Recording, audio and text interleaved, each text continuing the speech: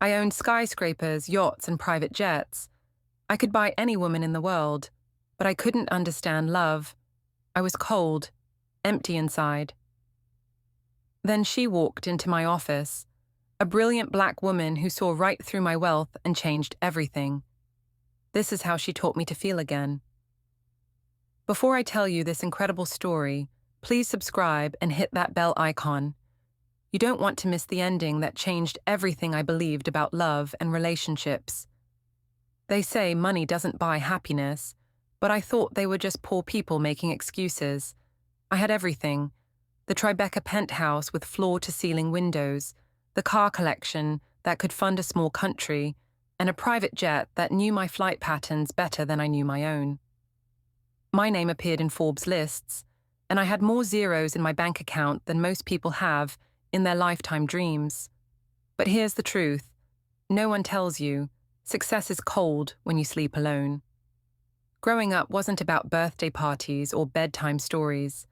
My father was always closing deals in Tokyo, while my mother attended charity galas in Paris.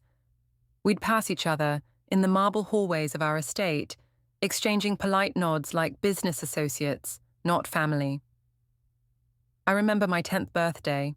I got a Rolex. What 10-year-old needs a Rolex? I needed a hug, maybe some attention. Instead, I learned that love came with a price tag, and emotions were weakness that could be exploited in boardrooms. By 25, I'd built my first tech empire. Everyone wanted a piece of me: investors, socialites, gold diggers wearing designer dresses and fake smiles. Women loved my platinum card more than they loved my company. Every dinner conversation revolved around stock portfolios and vacation homes. I'd take them to 5-star restaurants where they'd order the most expensive item on the menu, not because they liked it, but because they could. These weren't relationships. They were transactions where the currency was attention and gifts. The emptiness crept in slowly, like fog over Manhattan streets. I'd stand on my balcony at 3 a.m., looking at the city lights, wondering why success felt like punishment. I had everything I thought I wanted, yet I felt nothing. No excitement, no joy, no connection to anything real. I'd built walls around my heart higher than the skyscrapers I owned. Inside those walls was a vault, and inside that vault was nothing. Then came that Tuesday morning. I remember because it was the same day my favorite suit got ruined by a coffee spill. My assistant called in sick, so the agency sent a replacement. I wasn't paying attention, just another temp who'd fetch my dry cleaning and book my flights.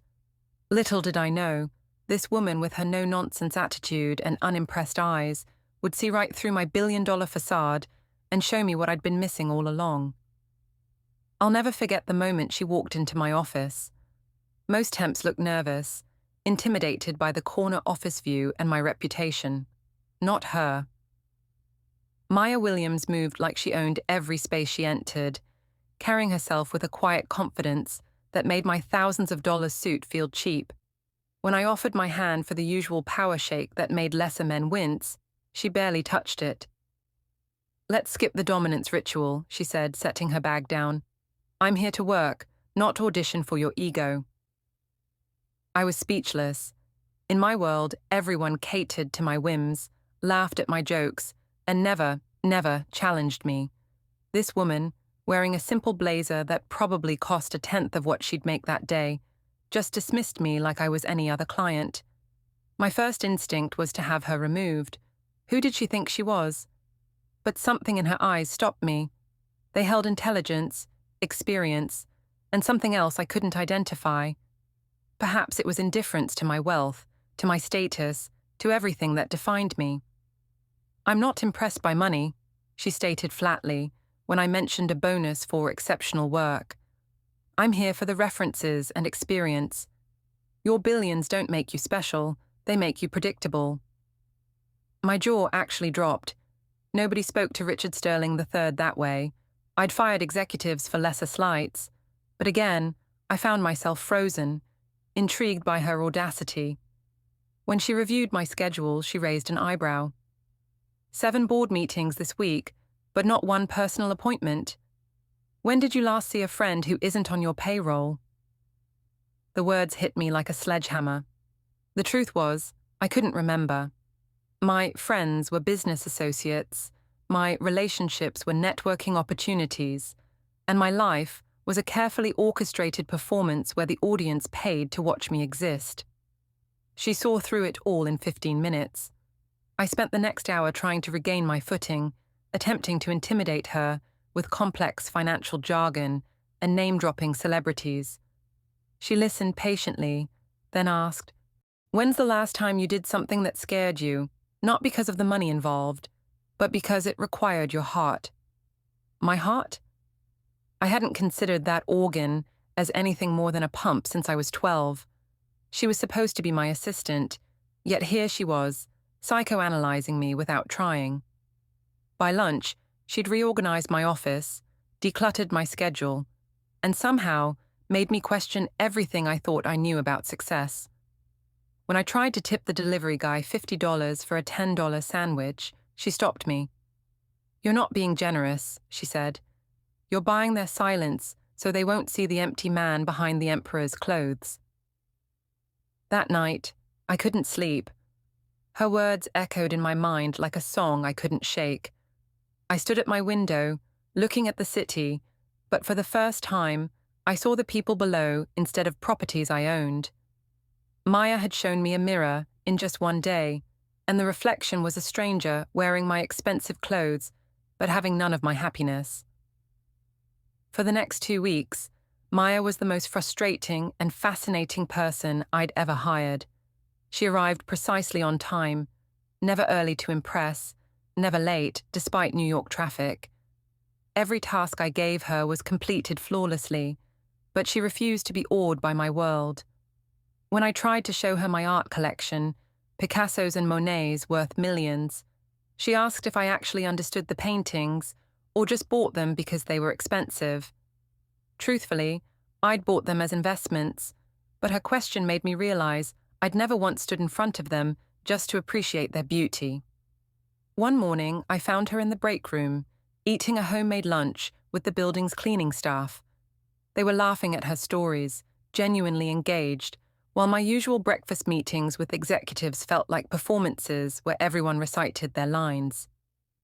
"You never eat with the staff," she observed when she noticed me watching. "Maybe that's why you understand markets but not people." I wanted to argue, to prove her wrong, but the truth burned too much. The breakthrough came on a Friday afternoon. My biggest rival had just outbid me on a property deal, and I was furious, pacing my office, yelling about crushing him. Maya watched quietly until I was exhausted. "You're not angry about losing the deal," she said softly. "You're angry because for once someone didn't let you win." Her words hit like ice water. I slumped into my chair, and for the first time in years, I felt vulnerable. "I hate feeling powerless," I admitted. "I've spent my whole life building walls to never feel that way again." "Walls don't just keep others out," she replied, sitting across from me. "They keep you trapped inside." Something in her voice made me look up. Her usually guarded expression had softened, and I saw empathy there, not pity. She started sharing her own story. Growing up in a neighborhood where bullets were more common than opportunities, how she'd worked 3 jobs to put herself through college, how she'd faced rejection after rejection because of her race and gender, but kept pushing forward. "I learned that real strength isn't about never falling," she said. "It's about getting up every time you do." Listening to her, I realized how easy my struggles had been. My biggest childhood trauma was being ignored by wealthy parents, while she'd fought poverty and prejudice every step of her journey. Yet she didn't let bitterness consume her like I had. "You're brilliant," I told her suddenly, meaning it for the first time about someone who wasn't trying to impress me. "Why are you working as a temp?" "Because," she smiled, "sometimes the best lessons come when you're not looking for them." She glanced at the city beyond my window. "I've learned that every person has a story worth knowing, and every interaction can teach you something." But you have to be willing to see people as equals, not as steps on your ladder or threats to your empire. That evening, I did something unprecedented. I walked home instead of taking my car. I stopped at a food truck, paid with cash I'd carried in my wallet for months, just as decoration, and ate a simple hot dog on a park bench. People passed by, some recognizing me, others completely indifferent. For the first time, their indifference felt like freedom, not irrelevance. As weeks turned into months, Maya became my teacher in ways I never thought possible. Each day brought a new lesson I never knew I needed. She taught me to read body language, to genuinely listen when people spoke, to remember names of the doormen and secretaries whose faces I'd passed for years without seeing. True leadership, she'd say, isn't about being at the top. It's about lifting others as you climb. I started applying her wisdom without realizing it. In meetings, I noticed how associates' shoulders tensed when I cut them off, how their voices dropped when I checked my phone. I began asking questions and actually waiting for answers. My board members seemed confused at first, then relieved. The change rippled through my companies like water dropping in a still pond. Maya challenged my relationships too. When I mentioned my parents' upcoming anniversary, she asked what I'd bought them. "A rare art piece," I said proudly. "When was the last time you called them?" she asked. I couldn't remember. That night, I called my father. We talked for 3 minutes about business before the conversation died. But those 3 minutes were 3 more than we'd shared in months. The most profound lesson came unexpectedly. One evening, she worked late on a complex project. When I offered my driver to take her home, she hesitated. "I can't accept," she said finally. "My neighborhood, people would talk. They'd think I was compromising myself for advantages." For the first time, I understood the invisible barriers she navigated daily, how her choices affected not just her, but her community's perception of success without compromise. That night, I dreamed for the first time in years, not about acquisitions or returns, but about connection. I woke up realizing that Maya wasn't just teaching me about business or people. She was teaching me how to be human again. And somewhere in that journey, my carefully guarded heart had done something terrifying. It had begun to feel. The turning point came on a rainy Thursday in March. My 72-story tower represented everything I'd built. Cold steel reaching for the sky, impressive but isolated. Maya stood in my office, holding her resignation letter. "I learned what I came to learn," she said quietly. The words felt like my heart dropping through 72 floors. "Stay," I said, the word falling out without my usual calculations. "Please." She shook her head.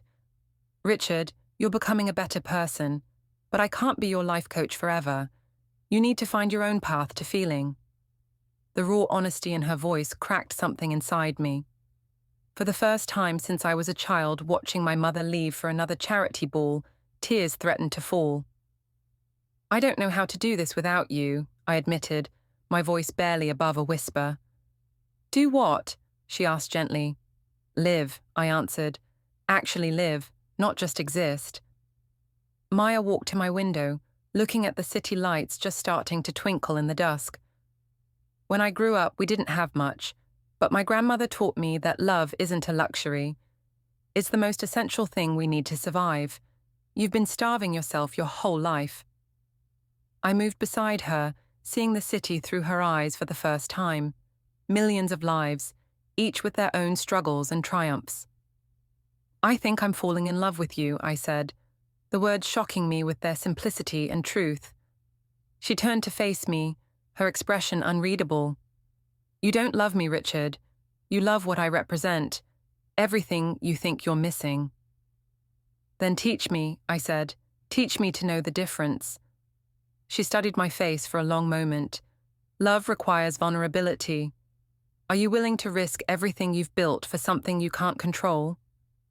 I thought of my empire, my reputation, my carefully constructed life. Then I thought of the emptiness that had consumed me for years. "Yes," I answered. "I'm tired of being scared." If this story touched you like it touched me, please like, share, and comment below with your own transformation story. What changed your perspective on love? Your story might inspire others. Don't forget to subscribe for more life-changing stories. Until next time, remember, real wealth is in the heart, not the wallet.